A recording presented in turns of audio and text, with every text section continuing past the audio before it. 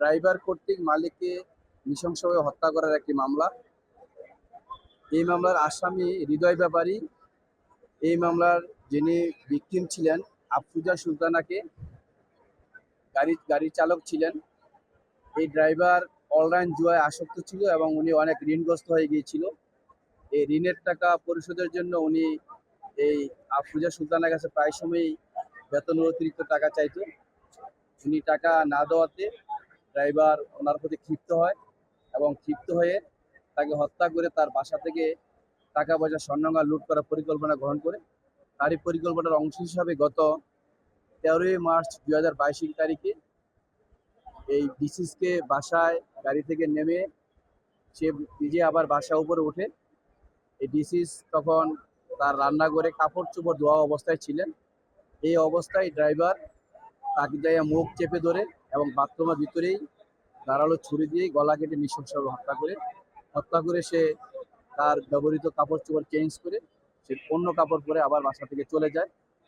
পরবর্তীতে বাদীর ভাই, বাদিনীর বাদী যিনি মারা গেছে তার ভাই ওনার নাম্বারে একাধিকবার ফোন দেওয়ার পর ফোন রিসিভ না করায় ওনার ভগ্নিপতিকে ফোন দেয়।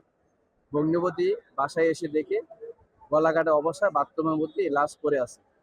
তখন এই যিনি মারা গেছে তার স্বামী ওনার ভাইকে ফোন দেয়। ওনার ভাই আব্দুল মজিদ উনি আসার পর যিনি মারা গেছে আফরোজা সুলতানার স্বামীকে জিজ্ঞাসা করলে উনি জানায় যে আমি বাসায় এসে এই অবস্থায় পেয়েছি। পরবর্তীতে ওনারা ড্রাইভার হৃদয় ব্যাপারীকে ফোন দেয়। হৃদয় ব্যাপারী বলে যে আমি তো ওনাকে অনেক আগেই বাসায় দিয়ে চলে আসছি। তখন তাকে কৌশলে ফোন করে ডেকে আবার নিয়ে আসা হয়। নিয়ে আসার পর তার কথাবার্তা অসংগত পাওয়া যায় এবং সে এক এক সময় এক এক রকম তথ্য দেওয়ার কারণে তাদের কাছে সন্দেহ হয়।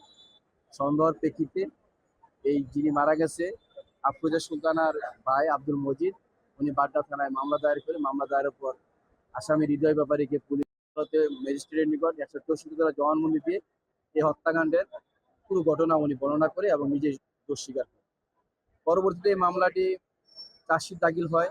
চার্জশিট দাখিল হওয়ার পর মামলাটি বদলি হয়ে তৃতীয় অতিরিক্ত মহানগর দারা জজ আদালতে বিচারের জন্য আসে। তৃতীয় অতিরিক্ত মহানগর দারা জজ আদালতে এই মামলাটি চার্জ গঠন করা হয়। চার্জ গঠন করে আমরা রাষ্ট্রপক্ষ থেকে মোট 12 জন সাক্ষী উপস্থাপন করেছি এবং আসামি পক্ষ 12 জন সাক্ষীকে জেরা করেছে।